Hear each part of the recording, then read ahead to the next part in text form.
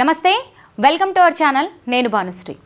ఇక రైతుల గురించి మాట్లాడుకుంటే రైతులకు ఈరోజు రైతు బీమా లేకుండా పోయింది. ఇక్కడ చూసుకుంటే బీమా లేదు, ధీమా లేదు. రైతులకంటూ ఒక భరోసా ఎవరు కల్పించాలండి? ప్రభుత్వం కల్పించాలి. ఆనాడు 10 ఏళ్ళు పరిపాలించింది, కానీ ఆ రోజు నుంచి కూడా బీఆర్ఎస్ ప్రభుత్వం ఏ రోజు రైతులకి చేయూతనందించింది? ఒకవేళ ఇప్పుడు కాంగ్రెస్ ప్రభుత్వం అంటే కొత్తకొచ్చిన ప్రభుత్వాన్ని జరసేపు మనం పక్కన పెడదాం. 10 ఏళ్ళు బీఆర్ఎస్ పరిపాలించింది. మరి ఆ 10 ఏళ్ల పాలనలో రైతులకు ఎంతవరకు మేలు చేకూరింది మనకి ఇన్న తెలిసిపోతుంది. రైతులకు ఈరోజు బీమా లేదు, ధీమా లేదు. ఇక్కడ చూస్తే ఒక మాట, ఈరోజు మన దేశంలో వ్యవసాయం అంటే ప్రకృతిలో జూదం ఆడినట్టు అయిపోయింది. అంటే ఏంది? కొత్త కాంగ్రెస్ ప్రభుత్వం గురించి మన తర్వాత మాట్లాడుకుంటే బీఆర్ఎస్ ప్రభుత్వం గురించి మాట్లాడితే 10 ఏళ్ల పాలనలో ఏమైనా రైతులకు ఏమైనా బీమా అందించి వాళ్ళకంటూ ఏమైనా భరోసా కల్పిస్తే ఈరోజు వాళ్ళు ఇంత బాధపడుతూ ఇంత అంటే కన్నీళ్లకు లోనయ్యేటువంటి వారు కాదు. అది అందరికి తెలిసినటువంటి ముచ్చట్ని. ఒకసారి మనం విత్తనం వేసినామంటే అది అట్లా వెళ్ళిపోతూ ఉంటుంది. దాన్ని దగ్గరుండి చూసుకుంటున్నామా లేదా, దానికి టైంకి నీళ్లు పోస్తున్నామా లేదా, దాన్ని ఎంతవరకు కాపాడుతున్నాము, ఏ పందికొక్కులు నక్కలు వచ్చి వీటిని తినకుండా ఎంతవరకు చూస్తున్నాం అనేది మన మీద ఉంటుంది. కానీ దానికి ఒక మొక్క అనేది నాటాలి ముందుగా. మరి బీఆర్ఎస్ 10 ఏళ్ల పాలనలో రైతులకు ఏం చేసింది? అట్లా చేసి ఉంటే ఈరోజు పెరిగి ఓ చెట్టు అయి ఉండేది.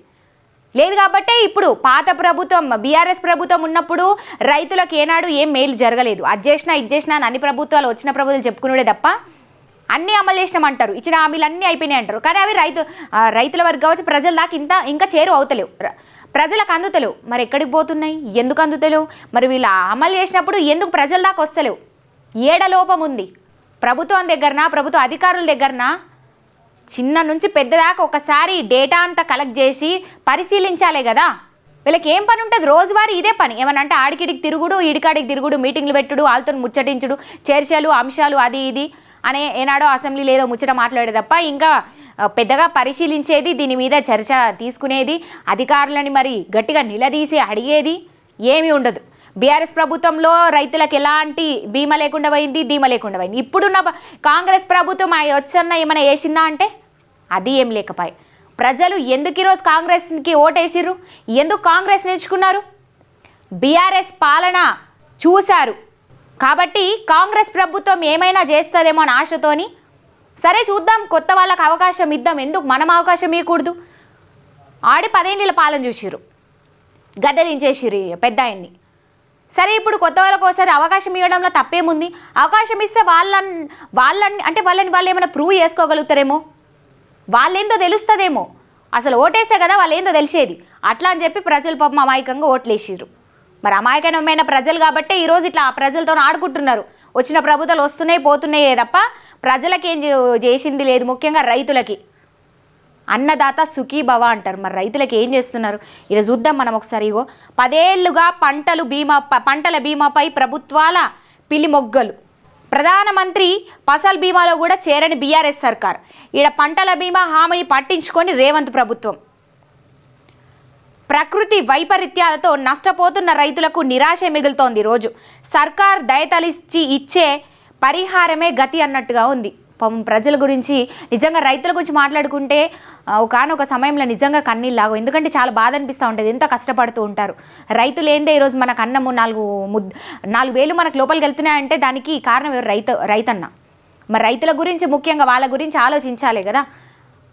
ఏ ప్రభుత్వం పట్టించుకోకపోతే రైతుల గతి ఏమవుతుందో ఇక ఊహకు కూడా అందది. ఇక్కడ చూడండి, ఇప్పుడు సర్కార్ దయతలిచ్చి ఇచ్చే పరిహారమే గత అన్నట్టుగా ఉందట రైతుల పరిస్థితి. తిండి పెట్టే రైతన్నకు కూడా మీరు ఏం చేయకపోతే ఇక మీ ప్రభుత్వాలు ఉండకెందుకు అర్థం కాదు. మీరే ఆలోచన చేయాలి. మన దేశంలో వ్యవసాయం అంటే ప్రకృతిలో జూదమాడినట్లే కష్టపడి పండించినటువంటి పంట చేతుకందుతున్న గ్యారంటీ లేకుండా పోతోంది. అందుకే ప్రభుత్వాలు రైతుల పంటలకు బీమా సౌకర్యం కల్పిస్తాయి. కానీ రాష్ట్రంలో బీమా పథకాలు లేకపోవడం, కేంద్ర ప్రభుత్వం బీమా పథకంలో రాష్ట్రం చేరకపోవడంతో ప్రకృతి వైపరీత్యాలతో పంటలు కోల్పోయిన రైతులు ఆర్థికంగా చితికిపోతున్నారు. ఇటీవల పలు జిల్లాల్లో కురిసినటువంటి అకాల వర్షాలకు 11,298 ఎకరాల్లో పంట నష్టం జరిగినట్లు వ్యవసాయ శాఖనే వివరించింది. ఏముంది?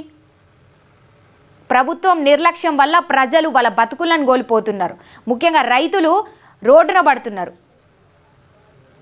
వాళ్ళు పండించినటువంటి పంటనే వాళ్ళు తిందామంటే కూడా నోరు దగ్గరకు వచ్చి కింద పడిపోయినట్టుంది వాళ్ళ పరిస్థితి. ఇక 13 జిల్లాలోని 64 మండలాలలో 6,670 ఎకరాలలో వరి, 4,100 ఎకరాలలో మొక్కజొన్న, 309 ఎకరాలలో మామిడి, ఇతర పంటలు దెబ్బతిన్నట్లు మంత్రి తుమ్మల ప్రకటించారు. ఇక నష్టంపై నివేదిక వచ్చిన తర్వాత పరిహారం చెల్లిస్తామని చెప్పారు, కానీ ఎప్పటిలోగా రైతులను ఆదుకుంటారో చెప్పలేదు. గతంలో కూడా పంట నష్టం జరిగినప్పుడు ఇలాంటి ప్రకటనలే వచ్చాయి, కానీ రైతులకు పైసా అందలేదు. ఈ నేపథ్యంలో పంటల బీమాపై మరోసారి చర్చ మొదలైంది. 10 ఏళ్లుగా రైతులకు నిరాశే మిగిలింది. మరి కొత్త ప్రభుత్వం వచ్చిన తర్వాత అయినా ఏమన్నా వాళ్ళకి లాభం చేకూరుతుందంటే అబ్బే అది కూడా లేకపోయే. రైతులకు పంటల బీమా అందించే జాతీయ వ్యవసాయ బీమా పథకం NAIS కేంద్ర ప్రభుత్వ రాష్ట్రీయ కృషి బీమా యోజన RKBY కింద 2016 వరకు అమలులో ఉండేది. ఈ పథకాన్ని కేంద్రం 1999 నుండి 2000లో ప్రవేశపెట్టింది. ఇక 2016లో కేంద్రం ప్రధానమంత్రి ఫసల్ బీమా పథకం PMFBY తీసుకొచ్చింది. కానీ ఈ పథకంలో తెలంగాణ రాష్ట్రం చేరలేదు. కేంద్ర బీమా పథకం ప్రీమియం ఎక్కువ, వచ్చే పరిహారం తక్కువ అని చెప్పిన అప్పటి సీఎం కేసీఆర్ అంతకంటే మంచి పథకాన్ని తెస్తామని చెప్పారు.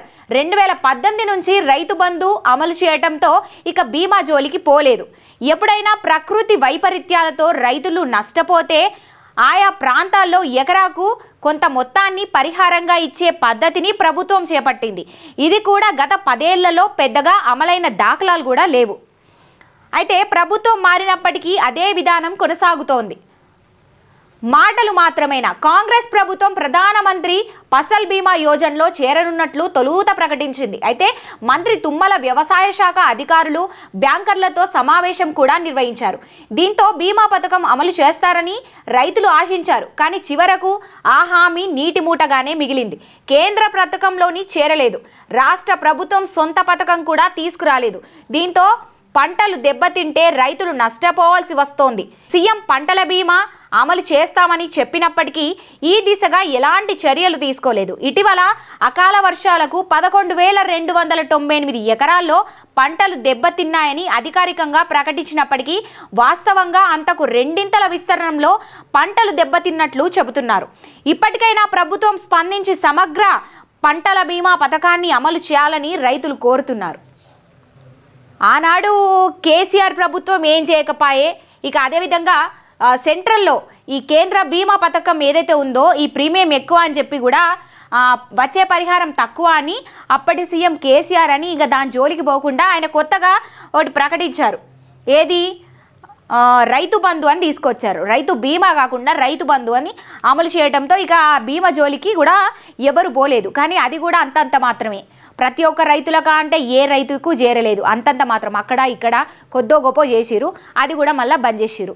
ఇక ఈ ప్రభుత్వం కొత్త ప్రభుత్వమైనా మరి ఉన్నదాన్ని కంటిన్యూ చేస్తుందా, అందరికీ లాభం చేకూరుతుందా అంటే అది లేకపోయే. సో ఈరైతే అసలే జోలికి పోతలేరు, ఉన్న హామీలు అమలు చేస్తలేరు. రోజువారీగా రోజు కొట్లాటలు, చర్చలు, విమర్శలు మొదలవుతూనే ఉన్నాయి. రోజు వింటనే ఉన్నాం. కాంగ్రెస్ ప్రభుత్వం ఏమైనా ప్రజలకు చేస్తుందా అంటే లేదు. విమర్శలు ఎదుర్కొనడంలో సిద్ధంగా ఉంటుంది, ముందంజలో ఉంటుంది కాంగ్రెస్ ప్రభుత్వం. మరి అప్పుడు కేసీఆర్ చేయకపోయానే నిన్ను ఎన్నుకొని నిన్ను చీరలో కూర్చోబెడితే నువ్వేమైనా చేస్తున్నావా అంటే అబ్బా నువ్వేం లేదు, నువ్వు ఇదొద్దు, ఉన్నవి అమలు చేస్తావు, ఇవేం చేస్తావు. పాపం రైతులు కూడా అమాయకులు నిజంగానే. కానీ ఇక ఇది ఈ ముచ్చట ఇట్లా కొనసాగుతోంది. మరి ఇప్పటికన్నా కానీ ఈ బీమా పథకాన్ని అమలు చేస్తే రైతులు కొంతవరకు బాగుపడేటువంటి అవకాశం ఉంటుంది. ఎందుకంటే రైతు గురించి ముఖ్యంగా మనం ఆలోచించాలి. ఈ పథకాలు, ఆ ఫ్రీ బస్ పథకాలు, చిన్న పథకాలు, పెద్ద పథకాలు పక్కన పెట్టేసి రైతులకు ఏ విధంగా మేలు చేకూరుతుందో అట్లాంటి దిశలో ప్రభుత్వం ముందడుగేసి ముందు ఆలోచన చేసి ఏమైనా చేస్తే బాగుంటుంది అన్నది కూడా ఈరోజు ప్రజల యొక్క ఆలోచన. కొంతవరకైనా కొద్దో గొప్ప ఆదుకున్నా సరే అన్నట్టుగా వాళ్ళు ఆశిస్తున్నారు. మరి వాళ్ళ ఆశల్ని నిరాశలు చేయకుండా, నీళ్లు జల్లేయకుండా కొంతవరకు చేసే బాధ్యత ఇప్పుడు ఎవరి మీద ఉంది? ఇప్పుడున్నటువంటి ప్రభుత్వం మీదనే కదా. వాళ్ళకి ఇప్పటికైనా కొంతవరకు ఏమైనా చేస్తుందా అని ఆశావాహులుగా చూస్తున్నారు. మరి ఆ ఆశని నిరాశ చేస్తారా? ఉన్న 3.5 సంవత్సరాలలో ఇంకా మీకు 3.5 సంవత్సరాల సమయం ఉంది.